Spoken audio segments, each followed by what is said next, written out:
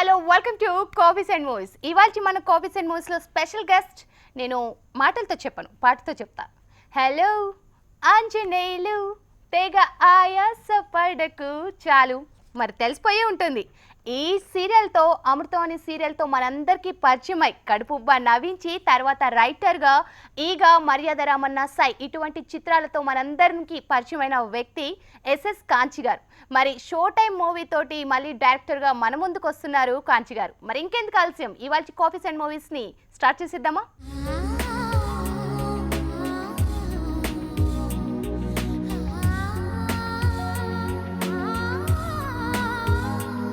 Hello Kanchi గారు, how are you? Hello madam, how are you? ఎలా ఉన్నారు? ఐఎమ్ గుడ్ అండి. Too good, I think so. పర్వాలేదండి. Okay, first of all మా coffees and మూవీస్కి వచ్చినందుకు thank you so much. First filmy రౌండ్లోకి వెళ్ళే ముందు అసలు చైల్డ్హుడ్ ఎలా ఉండేది? అప్పుడు కూడా మీరు ఇలాగే ఫన్నీగా? నాకు తెలిసి అందరి చైల్డ్హుడ్ అందరికీ బాగుంటుందండి. అట్లాగే నాది కూడా it was very funny because మాది జాయింట్ ఫ్యామిలీ కాబట్టి వీవర్ 15 ఆఫ్ అస్ అండి, కజిన్స్ అండి, ఇంకా చాలామంది ఫ్రెండ్స్. అవునండి. So it was really good time అండి. అప్పుడు those were my childhood was filled with so many memories and so many good memories అండి. సో 15 కజిన్స్ కాబట్టి ఎలా ఎంజాయ్ చేసేవాళ్ళు? అప్పటి నుంచే సినిమాల మీద పిచ్చి అంటే అందరూ కలిసి సినిమాలకి వెళ్ళటంలోంచి న్యాచురల్లీ సినిమాల మీద చిన్నప్పటి నుంచి బాగా ఎక్కువ ఇంట్రెస్ట్ అండి. అందరం కలిసే వెళ్ళేవాళ్ళం కాబట్టి ఇంకొంచెం ఎక్కువ ఫన్గా ఉండేది, ఎందుకంటే ఎక్కువ మంది ఉంటారు కాబట్టి అండి. Cinema is one thing where you enjoy with maximum number of people అనమాట, అండ్ అకంపెనింగ్ పీపుల్. మనమే కాదు, మనతో సినిమా నిండుగా ఉంటే థియేటర్ ఆ తీరు వేరు. హౌస్ఫుల్ అయిన థియేటర్లో అది కూడా మనతో పాటు ఇంకా చాలామంది ఉంటే, సో అంటే మన ఫ్రెండ్స్, అదిని దాట్స్ గుడ్ ఎక్స్పీరియన్స్ అండి. అట్లాంటిది మేము 15 మంది ఎలా ఉంటే కొంచెం బాల్కనీలో ఉన్న 100 సీట్స్లోని మనమే ఆక్యుపై చేసి మనకంతా కూడా ఇట్స్ లైక్ వెరీ హోమ్లీ అనమాట. Second theatre, in fact cinema theatre is my second home అంటే. అసలు ఇండస్ట్రీకి రావాలన్న ఆలోచన మీలో యాజ్ ఏ రైటర్గా, యాజ్ ఏ ఆర్టిస్ట్గా? అలాగే అంటే మా ఫాదర్ వాళ్ళు ముందు నుంచి, మా ఫాదరు, చిన్నాంగారులు అందరూ కూడా ఇందులోనే ఉన్నారండి, ఫీల్డ్లోనే ఉన్నారు, సినిమా ఫీల్డ్లోనే. Naturally we followed their footsteps అండి. మా బ్రదర్ కిరణ్ గారు ఎప్పుడో 1987లోనే చక్రవర్తి గారి దగ్గర అసిస్టెంట్గా జాయిన్ అవ్వటం. అప్పటికి we were still studying in school అండి. అది అయిన తర్వాత మేము కూడా అదే దీంట్లో అసిస్టెంట్ డైరెక్టర్గా జాయిన్ అవ్వటం, ఫీల్డ్లోకి రావటం అట్లా జరిగింది. ఓకే, ఎడ్యుకేషన్ అంతా ఎక్కడ జరిగింది? రాజమండ్రి మెయిన్ అండి, తర్వాత చెన్నై. అమృతం సీరియల్ చాలా ప్రతి ఒక్కరికి నచ్చిన సీరియల్. ఇప్పటికీ ఆ సీరియల్ వస్తే చూసే వాళ్ళు కోట్లాది మంది ఉంటారు. అవునండి. ఆ సీరియల్తో మీ తెరంగేటం? అవునండి. అది అంటే నేను అసిస్టెంట్ డైరెక్టర్గా పనిచేసిన తర్వాత ఒక 2 సినిమాలు నేనే ప్రొడక్షన్ ఎగ్జిక్యూటివ్గా చేసుకుని చేతులు కాల్చుకున్న తర్వాత టీవీ ఫీల్డ్ అప్పుడే బ్లూమ్ అవుతుందండి బాగా. ఆ టైంలో గంగరాజు గారు, మా డిస్టెంట్ రిలేటివ్ అండి గంగరాజు గారు, he was planning TV serials and వాళ్ళు అనమాట. ఆ టైంలో మొత్తం అన్నీ కూడా ఫ్యామిలీ ఓరియంటెడ్ సోప్స్ వచ్చాయి, అన్నీ కూడా అత్త కోడళ్ళ తగాదాలు ఇట్లాగా. వీటి మధ్యన why don't we do a comedy serial అని చెప్పేసి అనుకున్న తర్వాత we approached Mallik garu has written the basic premise for the TV show అండి. ఫస్ట్ ఫ్యూ ఎపిసోడ్స్లో ఆయన పేరు ఉంటుంది. తర్వాత we took up writing, Gangaraju garu and మేమిద్దరం కూర్చుని కూడా కొన్ని స్క్రిప్ట్స్ చేయటం. ముందు ఏలెట్ చంద్రశేఖర్ గారు డైరెక్ట్ చేశారు, తర్వాత ఆయనకి అయితే సినిమా డైరెక్షన్లోకి వెళ్ళిన తర్వాత I took up the mantle and I started directing and I almost directed up to 60 episodes అండి. As far as I remember 60 episodes, ఒక 80 ఎపిసోడ్స్ వరకు యాక్ట్ చేశాను. I have written I was the co-author of all these episodes in which I have acted and directed. As a యాక్టర్గా మీకు అమృతం సీరియల్లో మీకేమనిపించింది first experience? We used to enjoy TV series కానీ, అట్లా TV serial making కానీ, series making కానీ, it's a very tough job అండి. ఒక రకంగా చెప్పాలంటే సినిమా అనేది చాలా లీజర్లీ, చాలా హాయిగా ఎంజాయ్ చేస్తూ చేయొచ్చు అండి. సినిమా టెన్షన్ ఒకేసారి ఉంటుంది, రిలీజ్ ముందు రోజు, రిలీజ్ తర్వాత 1-2 రోజులు అంతే. వేరే టీవీ సిరీస్ అనేది కానీ, టీవీ సీరియల్ కానీ every week, every day, particularly daily అనుకోండి, ఇంకా మీకు తెలియదు కాదు, మీరు అందించాలి అని అంటే ఎంత ఉరుకులు పరుగులు పెడతాం.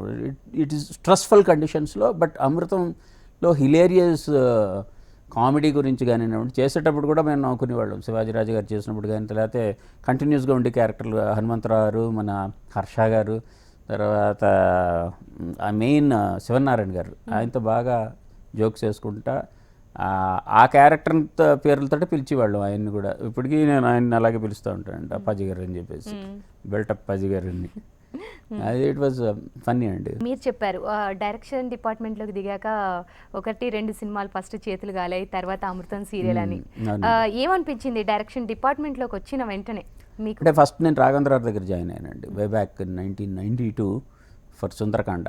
మీరు చిన్నపిల్ల అయి ఉంటారు అప్పుడు. ఆ సినిమాకి వాజ్ అన్ అసిస్టెంట్ డైరెక్టర్ అండి. రాఘవేంద్ర గారి దగ్గర చాలా బాగుండేదండి, కంజీనియల్ అట్మాస్ఫియర్ అండి ఆయన దగ్గర. ఆయన చాలా మంచి, అంటే ఎక్కడా కూడా స్ట్రెస్ లేనటువంటి వర్క్ ఆయన దగ్గర. ఫ్రీగా. అవునండి, ఫ్రీగా చేసుకునేవాడు. అంటే ఆయన అప్పటికే లెజెండరీ డైరెక్టర్ అండి ఆయన. ఆయన దగ్గర ఛాన్స్ రావడమే గొప్ప. మా అన్నయ్య గారు కీరవాణి గారు తనే రికమెండ్ చేసి పెట్టించారండి. అప్పటికే ఆయన 2-3 సినిమాలు చేస్తున్నారు ఆయనతో. ఇలాగా మా తమ్ముడిని పెట్టుకోండి అంటే ఆయన పెట్టుకున్నారు. I work with him for almost 2 to 2.5 years అండి. ఆ టైంలోనే ఒక 4 movies వరకు వర్క్ చేశాను ఆయనతోటి. అన్నీ కూడా మంచి హిట్స్ అయినాయి. సుందరకాండ, అల్లరి ప్రియుడు, మేజర్ చంద్రకాంత్, తర్వాత ముద్దుల ప్రియుడు అని చెప్పేసి అలా 4 సినిమాలకు చేశాను నేను. గర్వముడు లాస్ట్లో ఎంటర్ అయ్యాను నేను, as far as I remember. ఆ తర్వాత ఇలాగ ఈ అన్నీ మంచి హిట్ సినిమాలకు పనిచేయటం, నేర్చుకుంటాం, సినిమా అట్మాస్ఫియర్కి అలవాటు అంటే ప్రాక్టికల్గా అండి. అంతకుముందు పరోక్షంగా అలవాటు ఉన్నప్పటికీ అన్నయ్య ద్వారా, లేకపోతే నాన్నగారు వాళ్ళ ద్వారా సినిమా ఫీల్డ్ అంటే ఏంటో తెలిసినప్పటికీ ప్రాక్టికల్ ఎక్స్పీరియన్స్ వచ్చి రాఘవేంద్ర గారి దగ్గర అసిస్టెంట్ డైరెక్టర్గా చేసినప్పుడు తెలిసిందండి. తర్వాత ఆయన దగ్గర నుంచి వచ్చిన తర్వాత మా నాన్నగారు, నాన్నగారు ఇద్దరు కలిపి డైరెక్టరల్ వెంచర్గా వాళ్ళు అర్ధాంగి అని ఒక సినిమా తీశారు. దానికి నేను production manager cum executive cum cashier ఇట్లుగా చేసి కొంత అందులో కూడా కొన్ని డబ్బులు పోగొట్టుకుని అలా చేతులు కాలిని. ఆ తర్వాత ఏం చేయాలి అని చెప్పేసి ఇప్పుడు ఏం చేద్దామని అని అనుకుంటుండగా గంగరాజు గారి దగ్గర నుంచి ఈ ఆఫర్ రావటం, ఈ అమృతం సీరియల్లోకి ఎంటర్ అవటం, అక్కడి నుంచి మళ్ళీ వేరే రూట్లోకి, ఐ మీన్ సినిమాస్ దీంట్లోకి రావడం జరిగింది.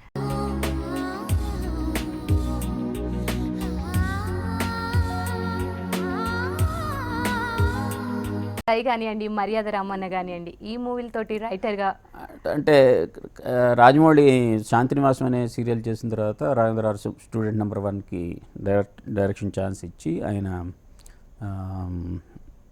డైరెక్టర్ అయిన తర్వాత సక్సెస్ఫుల్గా డైరెక్టర్గా మారిన తర్వాత సింహాద్రి కూడా అయ్యిందండి.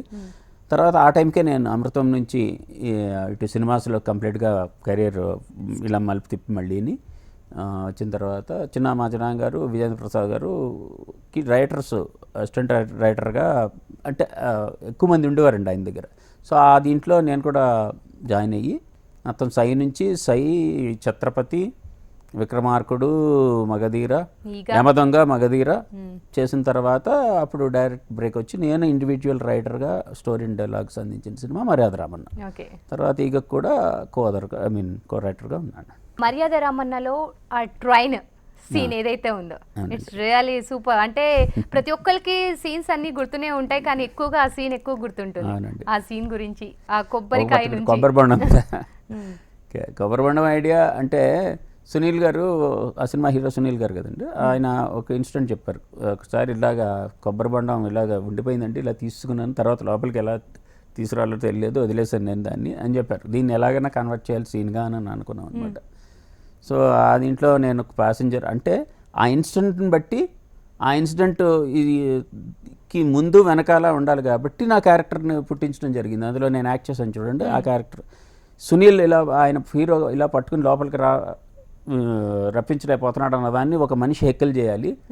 ఆ హెక్కలు చేయాలంటే ఆ మనిషికి హీరోకి ముందు నుంచి టగ్ జరగాలి, ఆ టిఫ్ ఉండాలి. ఆ టిఫ్లోంచి అతను బాగా వెటకారం చేస్తే తర్వాత ఎలా వస్తే అతను తెల్లబోతాడు. ఇది సీక్వెన్స్గా ముందు వేసుకుని ప్రిమైజ్ మొదలుపెట్టి ముందు ఆ టిఫ్ వేస్తాం. ఆ టిఫ్ ఎందులోంచి వస్తుంది, చెయ్యి అందిస్తే ఈ అమ్మాయి అతను కింద లాగేస్తే మళ్ళీ ఇతనే చైన్ లాగి తిట్టి అతను ఒక అంటే కొంతమంది రుబాబుగా చేసే కో ప్యాసింజర్స్ ఉంటారు, అలా ఒక ముందు ఎస్టాబ్లిష్ చేసిన తర్వాత ఇప్పుడు ఈ ఇన్సిడెంట్కి వచ్చాము. ఈ కొబ్బరి బొండం ఇన్సిడెంట్ ఎలా తీసుకొస్తాడు, వీడు లోపలికి తీసుకురాలేడు.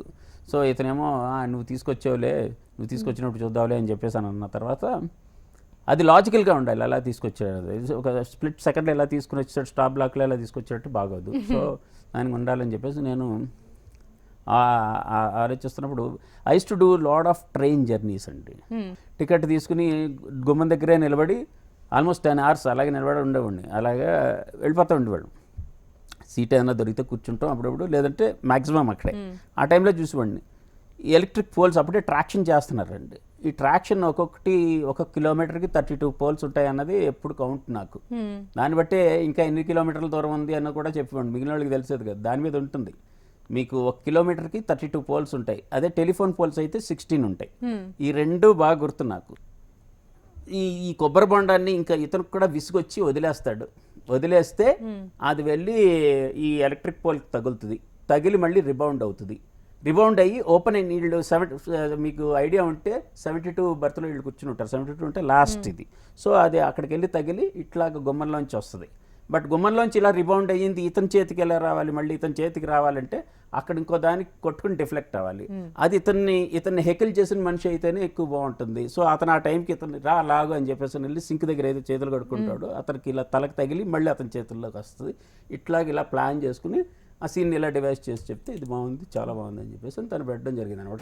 రాయచూర్ నుంచి మద్రాస్ జర్నీ, ఎవరైనా సరే మామూలుగా జర్నీలో అంటే దిక్కులు చూడడము, అమ్మాయిలకి లైటింగ్ కొట్టడము, బుక్స్ చదువుకోవడం చేశారు. బట్ మీరు మాత్రం ఎన్ని పాల్స్ ఉన్నాయి ఇవి చూసి అని కాదు, ఇది ఇక్కడ వర్కౌట్ అయింది. మీరు అప్పుడు చూసి ఏంటంటే any creative job, not only writer, director, creative జాబ్లో ఉన్న ఏ పర్సన్ అయినా, beat writer, beat director, beat cameraman, beat music director, వాళ్ళ లైఫ్ని ఎంత చూస్తే ఆ లైఫ్లో ఉన్న దాన్ని వాళ్ళ తాలూకు క్రియేషన్లోకి ఇన్కార్పొరేట్ చేయగలిగితే you will get nice output అనమాట. ఈ క్రియేషన్ నుంచి పుట్టుకొచ్చిందే ఈగ అని కూడా నేను అంటాను. ఎందుకంటే మీరు అన్నట్టే క్రియేషన్ అనేది మనిషికి చాలా ముఖ్యం. ఈగ నిజంగా చెప్పాలంటే డిఫరెంట్ స్టోరీ. ఈగతో కూడా సినిమా చెయ్యొచ్చా అని రాజమౌళి గారు నిరూపించారు. అసలు మీకు ఎలా అనిపించింది సినిమా చేసేటప్పుడు? గుడ్ థింగ్ అండి. ఎందుకంటే యాక్చువల్గా ఈగ ఐడియా మచ్చిరామ్ గారు, విజేంద్ర ప్రసాద్ గారు ఎప్పుడో 1998లోనో 27, ఐ డోంట్ రిమెంబర్ ఎగ్జాక్ట్లీ అండి. బట్ అప్పటి నుంచి చెప్తా ఉండేవారు ఈగ మళ్ళీ పుట్టి పగ తీర్చుకుంటాం అనే కాన్సెప్ట్ ఉండేది. ఆయన కంప్లీట్లీ వేరే కదండి. రాజమౌళి అలా వరుసగా చేసుకుంటూ వెళ్ళిపోతున్నాడు. అంతకంతకీ ఎక్స్పెక్టేషన్స్ ఆర్ గ్రోయింగ్ హై అనమాట అండి, పెరిగిపోతున్నాయి. ఎవరితోటన్నా మనం చేయగలి, ఎలాంటి సబ్జెక్ట్ అన్నా చేయగలగాలి అనేటటువంటి ఇది తనకు ఉండేది. So he wanted to go differently. సడన్గా ఈ సబ్జెక్ట్ చేసుకుంటే మనం we can break our norms. ఇప్పుడు మనం హీరోనే అస్తమాన్ని ప్రజెంట్ చేసుకుంటూ వస్తున్నాం అని చెప్పేసి అన్న దాంట్లోంచి ఈగ కథ తీసుకుంటాం జరిగింది. సో దాని తర్వాత డెవలప్ చేసి చిన్నగా ఒక నాన్ ఎంటిటీ, అంటే నాన్ హీరో అనమాట, మనిషి కాదు కదా, మనిషి కాకుండా అక్కడ హీరోయిజం, హీరో అని కాకుండా hero or heroine whoever it might be, heroism అనే అంశాన్ని ఒక చిన్నదానికి కూడా పెట్టచ్చు, ఒక చిన్న ఏదో పురికి కూడా పెట్టచ్చు అన్న దాంట్లో దాన్ని ఎలివేట్ చేయడంలో, మనం ప్రొజెక్ట్ చేయడంలో అల్టిమేట్లీ అక్కడ కౌంట్ అవ్వాల్సింది ఏంటి, డ్రామా. ఆ డ్రామాని కరెక్ట్గా పండించగలిగితే ఎవరన్నా హీరో అవుతారు అన్న విషయాన్ని ప్రూవ్ చేయడం కూడా జరిగింది. కాబట్టి it's really a good project అనమాట. రైట్. హీరోతో ఎక్స్ప్రెషన్స్ పెట్టించవచ్చు, అది మనం చెప్పి పెట్టించవచ్చు. బట్ ఈగతో పెట్టడం చాలా కష్టం. రియలీ టఫ్ జాబ్ అండి. నాకు కాదు, యాక్చువల్గా రాజమౌళికి, తను డైరెక్టర్గా తనకి చాలా టఫ్ జాబ్. ఎందుకంటే మీరు అన్నట్టే ఎక్స్ప్రెషన్ ఎలా పడతాం, ఏకకి దగ్గరికి ఇలా క్లోజప్ పెట్టినా సరే అందరితో ఏంటి అది యానిమల్స్ ఉంటే, ఇప్పుడు కోతో నిజంగా లేకపోతే ఇంకోటి ఏదో కుక్కో అని అనుకుంటే ఎంతన్నా కొంతన్నా ఫేషియల్ మజిల్స్లోంచి కొంత ఎక్స్ప్రెషన్ తెలుస్తుంది. బట్ ఏకకి ఏం తెలుస్తుంది, ఇన్సెక్ట్కి మనకి తెలియదు. బట్ అదేంటంటే సబ్జెక్ట్లోనే ఇంబైబ్ అయి ఉండాలన్నమాట. అంటే సబ్జెక్ట్లోనే అంతర్లీనంగా ఉంటే ఆ ఎమోషన్ని మనం ఫీల్ అయ్యేలాగా మిగిలిన technical aspects such as background music and యువతల పక్క యాక్ట్ చేసే కో ఆర్టిస్ట్ తాలూకు ఎక్స్ప్రెషన్లోంచి ఈగ ఎక్స్ప్రెషన్ ఇది అయి ఉంటుంది అని అన్న ఫీల్ మనకి ముందే కలిగించగలిగితే ఆటోమేటిక్గా మనం అది ఆ ఎక్స్ప్రెషన్ ఈగలో లేకపోయినా మనం ఫీల్ అవ్వగలుగుతాం. ఆ రకంగా చేయగలగటం అన్నది కత్తిమీద సాము and Rajamouli has passed in that. ప్రతి ఒక్కళ్ళు ఎస్ఎస్ కాంచి అంటే ఎమ్మటే రాజమౌళి గారి కుడి భుజం, right hand, left hand Keeravani గారు అని అందరు ప్రతి ఒక్కరు చెప్తున్న మాటే ఇది. కంపల్సరీ రాజమౌళి గారి సక్సెస్ లో మీ ఇద్దరు ఉంటారని అందరూ అంటారు. దీనిపై కూడా నేను చెప్పేది కీరవాణి గారిది చాలా గ్రేట్ కాంట్రిబ్యూషన్ అనమాట అండి తనకి. నాది పర్వాలేదు, ఓకే సో బట్ లేదు అంటే రాజమౌళి గారు ఆల్రెడీ స్టేట్మెంట్ కూడా ఇచ్చారు కదా, కాంచి గారు లేకపోతే అలానే లేదంటే అలానే లేదు. But what we want to do is మనం చేసే పనిలో పర్ఫెక్షన్ ఉండాలి. పర్ఫెక్షన్ అంటే మనకు సంబంధించిన అంటే ఇది కరెక్ట్ అని చెప్పేసి అని చెప్పగలిగి ఉండాలన్నమాట. లైక్ నాట్ లైక్ సికోఫాంట్ ఏం చేసినా సరే బాగుంది అని చెప్పేసి అని అనకుండా, అలా నిజంగా ఎవరికైనా సరే అలాంటి వాళ్ళు నిజంగా జెన్యున్గా మన వర్క్ని క్రిటిసైజ్ చేస్తూ మన వర్క్ని బాగుండాలని కోరుకునే వ్యక్తులు, ఎందుకు బాగలేదో చెప్తూ ఎందుకు బాగుందో చెప్పే వ్యక్తులు మన పక్కన ఉన్నారంటే మనం సగం సక్సెస్ మనకు ఆటోమేటిక్గా వస్తుంది. ఐ వాజ్ లైక్ దట్ అని అనవచ్చు.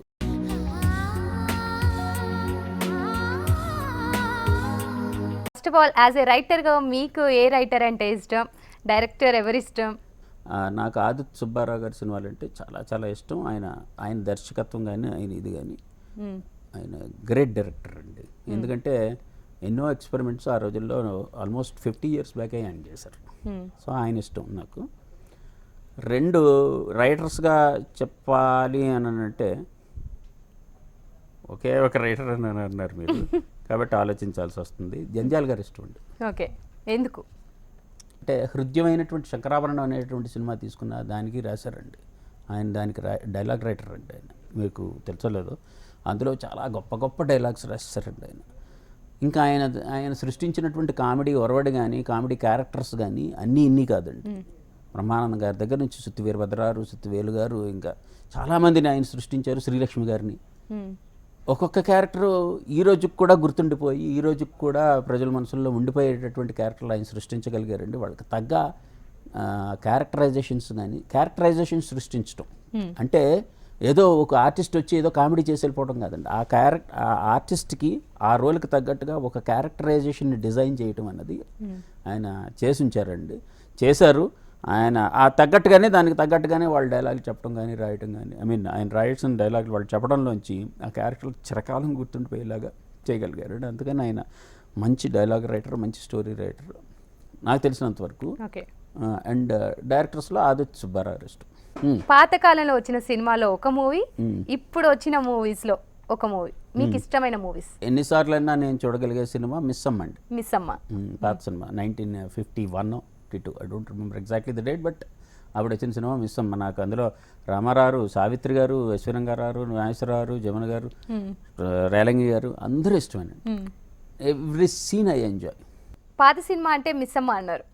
ఇప్పుడు వచ్చిన మూవీ బాహుబలి అనేది, బాహుబలిని మనం ఎక్సెప్ట్ చేద్దాం ఎందుకంటే అది ప్రతి ఒక్కరికి నచ్చింది. అదేనండి. అంటే నేను ఇప్పుడు నేను వర్క్ చేసిన సినిమాలు లేకపోతే ఇది అని చెప్పడం కాదు, రాజమౌళి సినిమాలు తీసి పక్కన పెట్టి చెప్పమంటే చెప్తాను. ఓకే, రాజమౌళి గారిని పక్కన పెడదాం డైరెక్ట్గా. మీకు ఇప్పుడు నచ్చిన సినిమా? 2 సినిమాల మధ్య నాకు ఇప్పుడు టఫ్ ఇది మీరు అలా అంటేనే చెప్పమంటే చెప్పేస్తాను. ఎందుకంటే 2 సినిమాలే నేను మళ్ళీ యూట్యూబ్లో పెట్టుకునే చూస్తూ ఉంటాను, నవ్వుతూ ఉంటాను. నాకు అది ఆ 2 సినిమాలు చెప్తాను. 2 సినిమాలు, ఒకటి మన అదుర్స్ అండ్ 2 దూకుడు. ఏమైనా డైలాగ్ చెప్పగలరా పోనీ మీరు? అన్ఎక్స్పెక్టెడ్గా ఇస్తూ ఉంటారండి ఆయన. చాలా మరి అది రాసిందో తెలియదు, ఆయన చెప్పిందో తెలియదు, కానీ ఒకసారి అలా ఉంటాయండి. సినీ ఇండస్ట్రీ నుంచి మీకు వచ్చిన ది బెస్ట్ కాంప్లిమెంట్ ఏంటి? ఒకటి బయట వ్యక్తుల నుంచి వచ్చింది చెప్తాను. ఒక కాంప్లిమెంట్ నాకు ఏంటంటే అమృతం చేసిన రోజుల్లో, అంటే నేను చాలా మచ్ ఓల్డర్ క్యారెక్టర్ చేశాను కాబట్టి నాకు అందరూ చాలా ఏజ్ అని చెప్పేసి అనుకుంటూ ఉండేవారు. ఒక ఆయన వచ్చాడు ఇలాగా. నేను అప్పుడు మేము వైజాగ్లో ఏదో షూటింగ్ కోసం వెళ్ళాం. వెళ్ళి అలా బయట దసపల్లి బయట నిలబెడితే ఆయన వచ్చాడు ఇలాగా. ఏమంటే మీరేనా మీ అబ్బాయా అని అడిగాడు. నేనే అన్నాను. అంత డిఫరెన్స్ ఉండేది అది. ఇప్పుడు లేటెస్ట్ ప్రాజెక్ట్ షో టైం గురించి నేను ప్రస్తుతం ఏమీ పెద్దగా రివీల్ చేయలేను కానండి.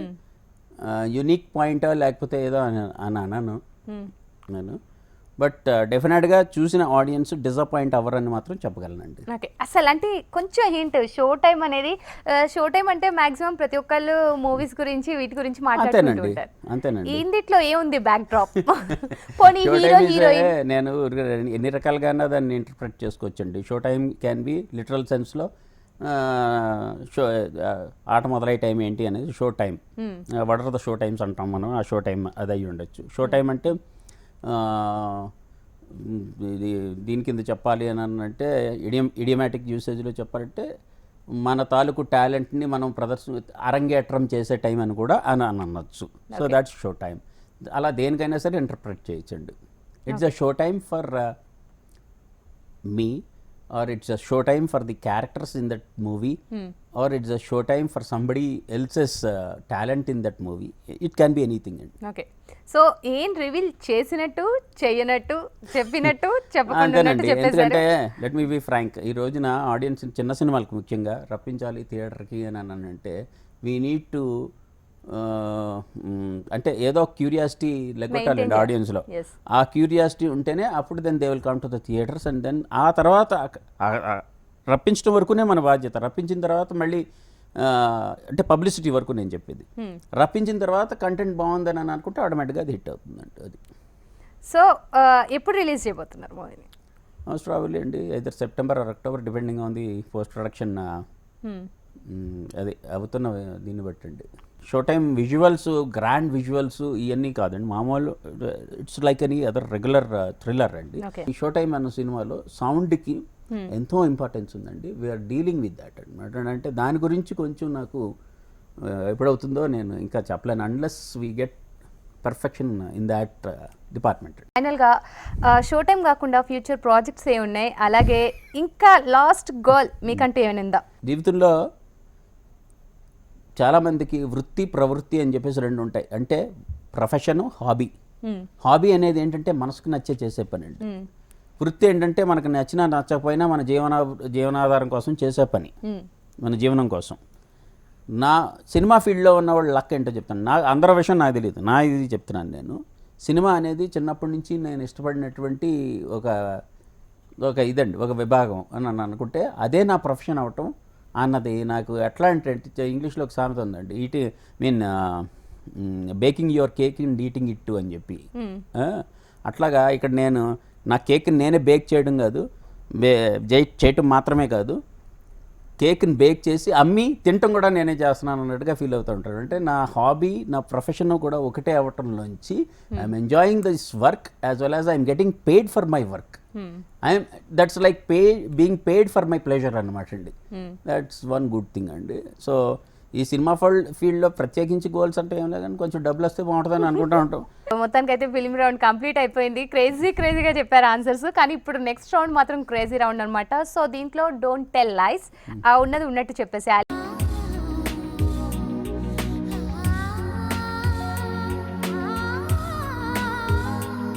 ఆఫీస్ అండ్ మూవీస్లో సెకండ్ రౌండ్ క్రేజీ రౌండ్.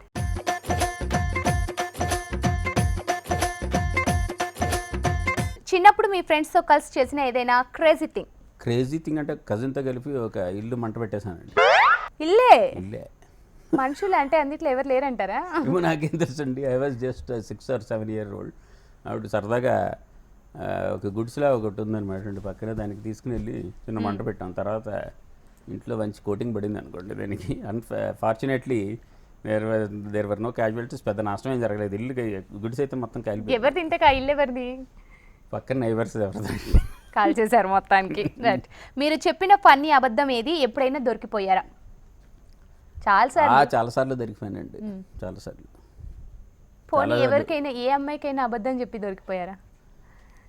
అమ్మాయికంటే మా ఆవిడకే చాలాసార్లు చెప్పి దొరికిపోయానండి. చాలా అని చెప్పారు, పోనీ మా ఆవిడకే చెప్పి చాలాసార్లు దొరికిపోయానండి. మీరు బాగా ఫ్రెండ్స్ నేర్పిస్తారా? ఇప్పటికీ కాంటాక్ట్లో ఉన్నారు ఫ్రెండ్స్?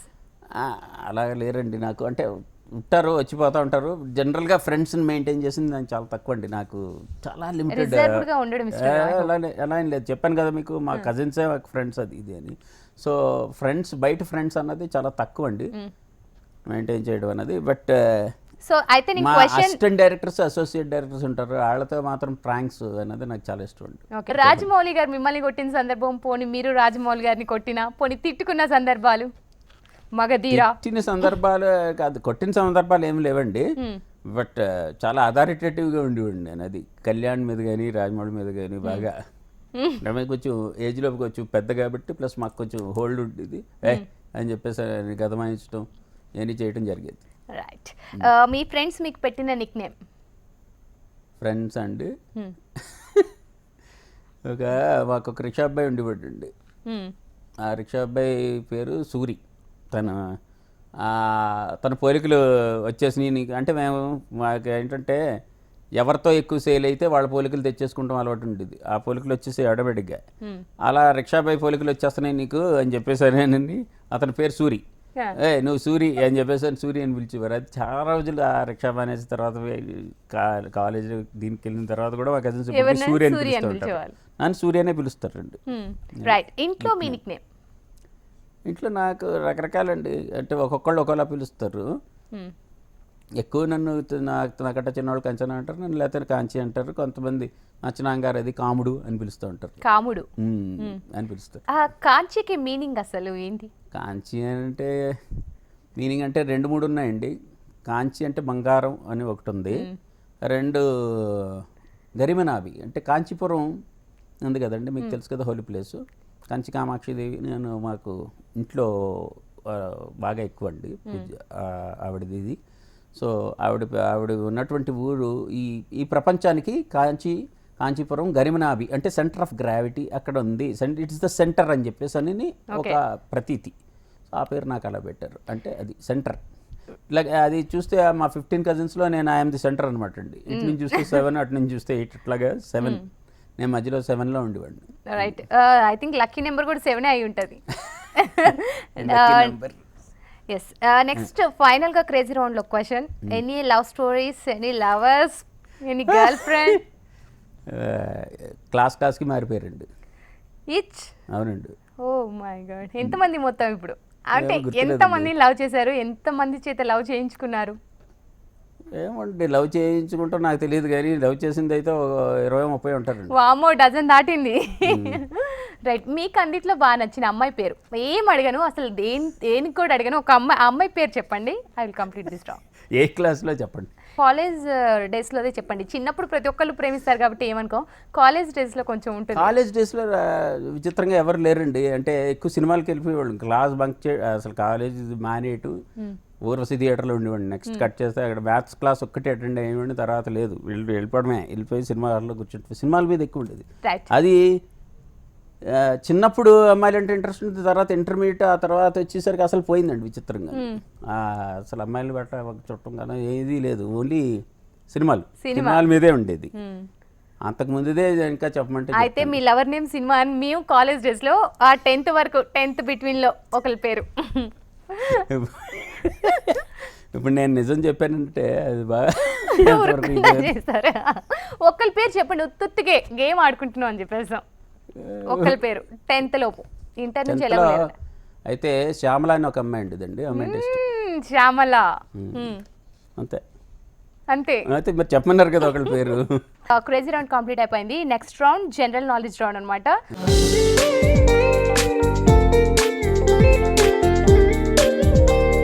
రేడియోని కనుగొన్నది? మార్కోని. సమాజ్వాదీ పార్టీ ఎన్నికల గుర్తు? సైకిల్. హమీద్ కర్జాన్ ఏ దేశానికి అధ్యక్షుడు? Afghanistan. How is it possible? అంటే పేపర్ బాగా చదువుతారా? ఏముంది, మీ టీవీ చూస్తూ ఉంటాం, హెచ్ఎం టీవీ. వేసేసరిగా మాకి. Satish Dhawan space research centre ఎక్కడ ఉంది? శ్రీహరికోట. నేను ఒప్పుకోనండి, అన్నిటికీ ఆన్సర్ చేస్తున్నారు, మీరు చెప్పారు నాకు తెలుసు. రోమ్ నగరం ఏ నది ఒడ్డున ఉంది? అమ్మయ్యా, ఒక ఆన్సర్కి లేట్ టైం వచ్చింది. ఏంటండి రోమ్ నగరం? రోమ్ నగరం ఏ నది ఒడ్డున ఉంది?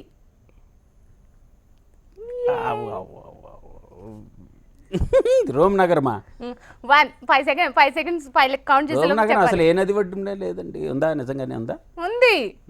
1 2 3 4 5. మీరు ఓడిపోయారు. టైబర్. Tiber Rome. ఓకేనండి. సీనారే పూర్తి పేరు ఏంటి? సి నారాయణ రెడ్డి గారు. లీప్ సంవత్సరంలో ఫిబ్రవరిలో ఎన్ని రోజులు ఉంటాయి? 29. ఆధార్ కార్డ్ చిహ్నం రూపొందించిన వారు? నందన్ లేఖని అండి. అంటే ఆధార్ కార్డు సృష్టిగా ఆయనకి ఇచ్చారు ఆ ప్రాజెక్టు. ఆధార్ కార్డ్ చిహ్నమా అండి? పాండే అనేది లాస్ట్. తెలీదండి. సుధాకర్ రావు పాండే అనమాట. ఓకే. ఫైనల్గా రౌండ్ అయితే అయిపోయింది. నెక్స్ట్ ర్యాపిడ్ ఫైర్ అనమాట.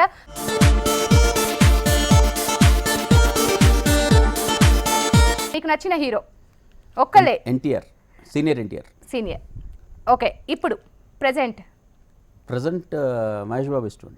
ఓకే. మీకు నచ్చిన హీరోయిన్ అప్పట్లో ఇప్పట్లో? అప్పట్లో సావిత్రి గారు. ఇప్పట్లో అంటే తెలుగులోనా? తెలుగులో. నయనతార. మీకు బాగా నచ్చిన సినిమాలో ఒక డైలాగ్ చెప్పండి. అదే రాఘగోపాల్ రారుదండి, మనిషి అన్నాక కొంత కళాపోషణ ఉండాలి అన్నది. కొంచెం ఆ ఫార్మాట్లో చెప్పడానికి ట్రై చేస్తారా? మనిషి అన్నాక కొంత కళాపోషణ ఉండాలి కదా. Done. మీకు నచ్చిన పాట పాడండి మాకోసం ఒక పాట. ఎప్పుడుదండి, పాతదా ఇప్పుడుదా? ఎప్పుడైనా మేము వినటానికి సిద్ధంగా ఉన్నాం. ఎదలో తొలి వలపే విరహం జత కలిసే అధరం నా మధురం తొలి ఎదలో తొలి వలపే విరహం జత కలిసే మధురం తలపే నీ పిలుపే.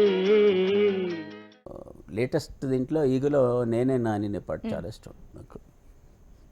నేనే నాని నీడై ఉన్నానే.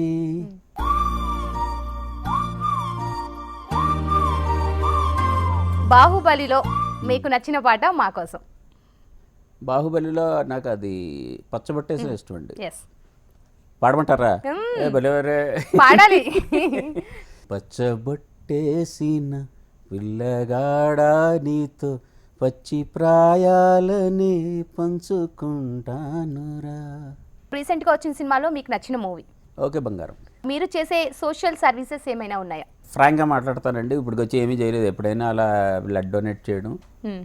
బట్ ఏంటంటే చెట్టులు నాటడం అనేది నాకు చాలా ఇష్టమైన, అంటే అందరికీ చెప్తా ఉంటాను, నా చిన్నప్పటి నుంచి చెప్తున్నాను, చెట్లు నాటితే బాగుంటున్నాడు. అది కేసీఆర్ గారు చేస్తున్నారు, అది దట్స్ వన్ గుడ్ థింగ్ అండి, నాకు అది చాలా నచ్చింది. Right, thank you so much for coming. అలాగే ఫైనల్గా హెచ్ఎం టీవీ ప్రేక్షకులకి కాఫీస్ అండ్ మూవీస్ గురించి మీ ఒపీనియన్ డైరెక్ట్గా చెప్పమంటారా? హెచ్ఎం టీవీ ప్రేక్షకులందరికీ నా శుభాకాంక్షలు, శుభాశీస్సులు అన్నీ. హెచ్ఎం టీవీ ఈ కాఫీస్ అండ్ మూవీస్ అనే ప్రోగ్రామ్కి నేను రావడం ఫస్ట్ టైం. చూడటం ఒకటి రెండు చూశాను నేను, ఐ డోంట్ రిమెంబర్, యూట్యూబ్లో చూస్తూ ఉంటాను నేను జనరల్గా. బట్ చాలా బాగుంది, హిలేరియస్గా, ఐ మీన్ లైవ్లీగా ఉంది. అడిగిన విధానం కానీ, స్రవంతి గారు కూడా కొంచెం అందంగా ఎదురుగుండా ఉండి మంచి ప్రశ్నలు వేసి ఆహ్లాదకరంగా సాగింది ఇంటర్వ్యూ, బాగుంది. I wish all the best for HM TV and it's viewers and everybody. Thank you. Show time అది చాలా పెద్ద హిట్ అవ్వాలని, అలాంటి సినిమాలు ఎన్నో మరెన్నో చేయాలని మనస్ఫూర్తిగా కోరుకుంటూ thank you so much for coming. Thank you అండి, థ్యాంక్ యూ. సో గైస్, చూసారు కదా, ఇది ఇవాల్టి coffees and movies. Next time మరో మంచి గెస్ట్ తో మీ ముందుంటాను. అంటే and keep watching HM TV. This is Sravanthi signing off. Bye.